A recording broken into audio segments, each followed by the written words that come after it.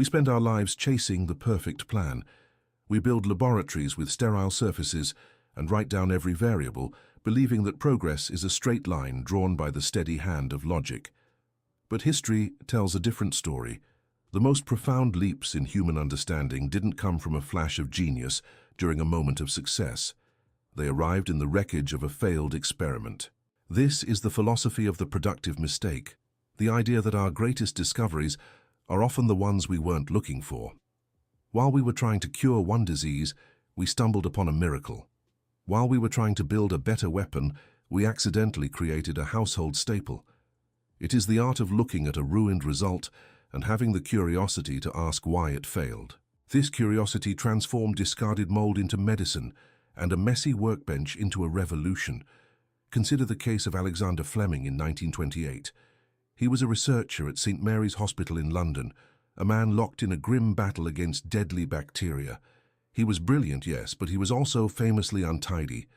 Before leaving for a 2-week summer vacation, he left several petri dishes filled with Staphylococcus bacteria sitting on his laboratory bench.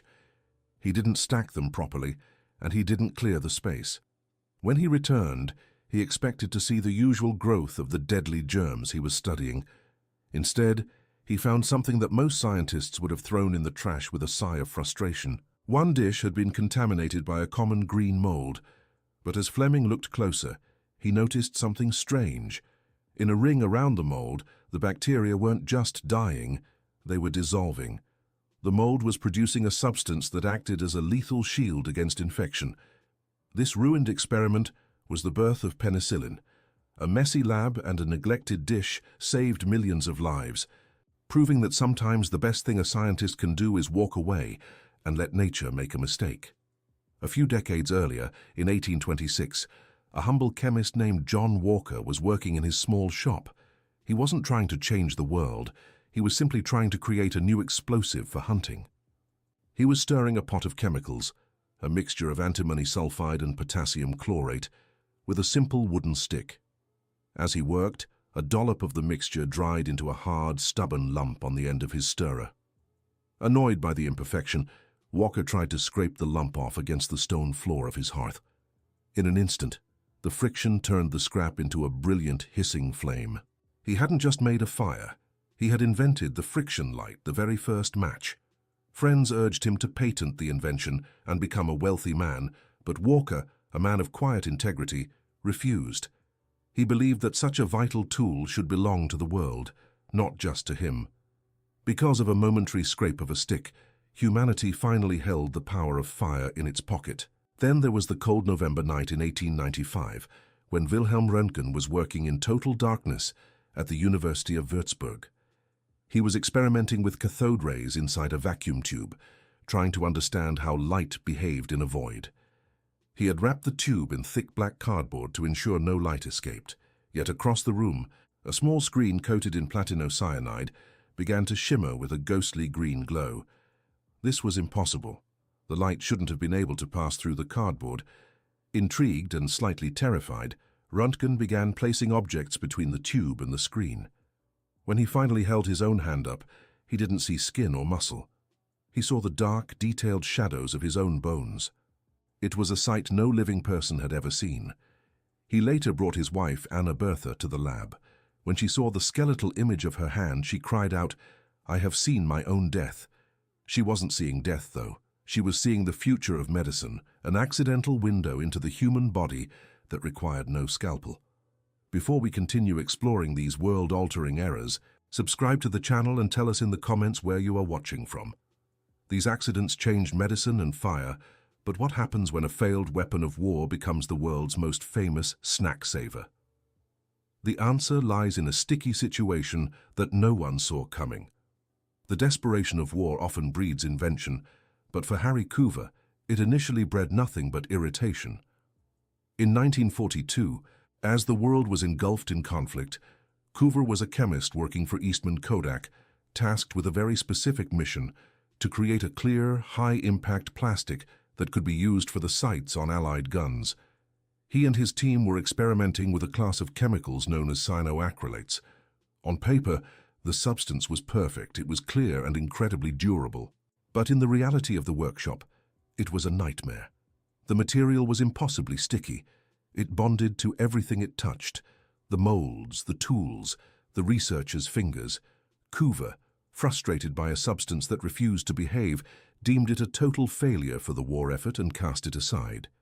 It wasn't until 9 years later, while working on a project for jet canopies, that he looked at the failed sticky mess again. He realized that the very quality that made it a terrible plastic for gun sights made it the most powerful adhesive the world had ever seen. The failure was not the substance, but the purpose he had assigned to it. Superglue was born not because the chemistry changed, but because the chemist finally understood what he had actually created. While Coover was struggling with things sticking together, Percy Spencer was about to change the way we eat through a different kind of malfunction. It was 1945, and Spencer was a self-taught engineer at the Raytheon Radar Lab, working on the cutting edge of Cold War technology. He was standing near a magnetron, a vacuum tube that generates the short radio waves used in radar systems, when he noticed something strange. He wasn't looking for a snack. He was looking for enemy aircraft.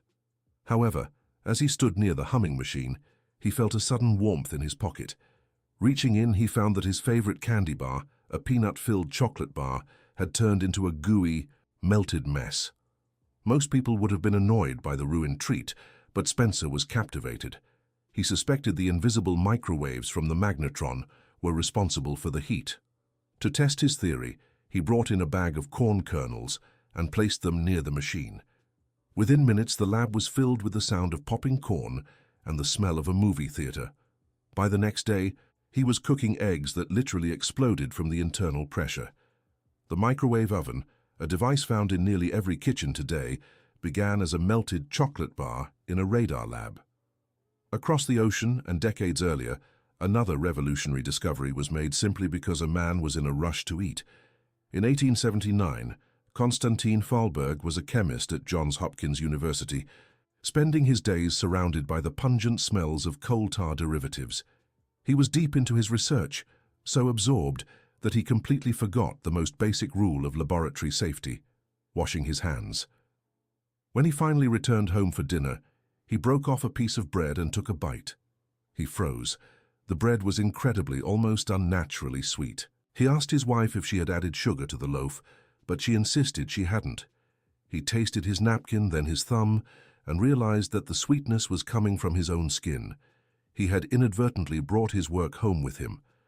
Returning to the lab in the middle of the night, he tasted the contents of every beaker he had used that day until he found the source: a substance called saccharin. From a simple lack of hygiene came the world's first artificial sweetener, an accidental discovery that would forever change the global food industry and provide an alternative for those who could not consume sugar. Not every accident happens in a lab beaker. Some occur in the delicate circuits of life itself. In 1956, an engineer named Wilson Greatbatch was attempting to build a device that would record the sounds of the human heart. He was a man of precision, but as he reached into a box of components, his hand closed around the wrong part. Instead of the 10,000 ohm resistor required for his circuit, he accidentally pulled out a 1 megohm resistor. It was a small, seemingly insignificant mathematical error. When he installed the part and flipped the switch, the device didn't record sound. Instead, the circuit began to emit a steady, rhythmic electrical pulse. Greatbatch stared at the device in silence. The timing of the pulse was identical to that of a human heart. In that moment of error, he realized that he hadn't built a recorder, he had built a regulator. This mistake led to the development of the first implantable pacemaker, a device that has since kept millions of hearts beating in perfect time. We have mastered the heart and the kitchen through error, but the next discovery didn't just change a life, it redefined the material world itself. At the dawn of the 20th century, the world was desperate for a new kind of insulation. Electrical wires were becoming common in every city, and the only reliable insulator available was shellac, a natural resin produced by beetles that was becoming increasingly expensive. Leo Baekeland, a chemist, was determined to find a synthetic alternative that could be mass-produced. He spent years in his laboratory mixing chemicals in a massive pressure cooker he called a Baekelizer. In 1907, he combined phenol and formaldehyde, applying intense heat and pressure to create what he hoped would be a liquid varnish. Instead, the chemical reaction spiraled out of control. When he opened the vessel, he didn't find a smooth lacquer for wood. He found a hard, infusible, and incredibly resilient substance.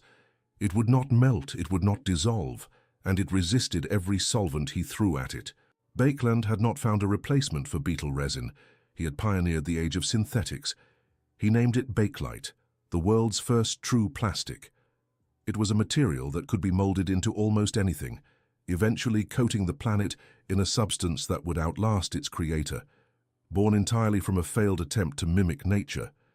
Decades later, in 1968, a scientist at 3M named Spencer Silver was trying to do the exact opposite of what Baekeland had achieved. He was tasked with developing a super-strong adhesive for the aerospace industry, a glue so powerful it could hold aircraft together. But in his pursuit of strength, Silver made a spectacular mistake. He created an adhesive that was technically sticky but had almost no grip. It could be pulled off a surface with the slightest tug and left no residue behind. To 3M, this was a profound failure. A glue that did not stay stuck was considered useless for planes. For 5 years, Silver showed his weak glue to anyone who would listen, but no one saw a purpose for it. Finally, another researcher named Art Fry found a spark of genius in the failure. Fry was a choir member who was tired of losing the paper scraps he used to mark his hymn book. He remembered Silver's glue and realized its flaw was its greatest feature.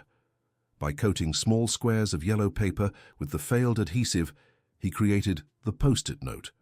What began as a rejected aerospace failure became a household staple, proving that the value of a tool is not always in its strength, but in its flexibility. While some accidents lead to consumer goods, others reveal the very origin of the universe. In 1964, Arno Penzias and Robert Wilson were astronomers working with the massive Holmdel Horn antenna in New Jersey.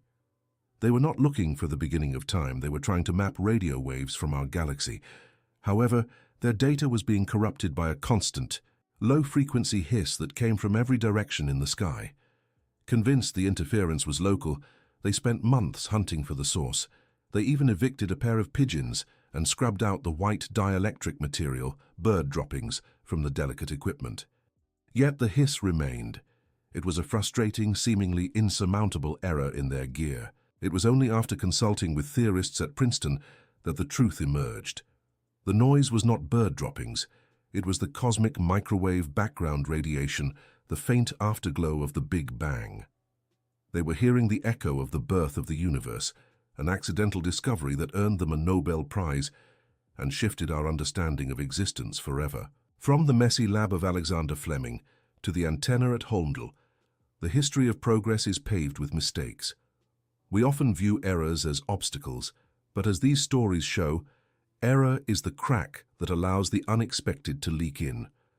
We spend our lives trying to be perfect, yet our greatest leaps as a species have almost always been the result of something going wrong. Our history proves that our greatest genius does not lie in following a plan, but in recognizing the value of a mistake. We are a species defined by our curiosity in the face of the unexplained. The next world-changing discovery might not come from a grand strategy or a perfect equation. It might be happening right now where someone just made a mistake, looked at the ruin, and had the wisdom to say, "That's funny." Our future lies in the brilliant accidents we have yet to discover,